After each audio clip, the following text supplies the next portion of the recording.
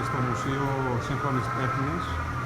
Το κομμάτι αυτό του μουσείου είναι αφιερωμένο στη γενιά των Millennials και ουσιαστικά αποτυπώνει μέσω διαφόρων εκθεμάτων το πώς οι πολλές πληροφορίες συνδέονται μαζί με τους εγκεφάλους των νέων ανθρώπων στις μέρες μας. Μπορείτε να δείτε εδώ διάφορα μικρά ανθρωπάκια. Δείχνουν πόσα μικρά είναι σε σχέση με τον όγκο των πληροφοριών, ο οποίος πλέον στις μέρες μας είναι άπειρος.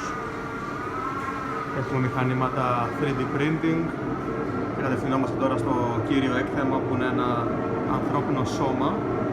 Έχει εμπνευστεί άλλωστε η καλλιτέχνη από τη λέξη σώμα.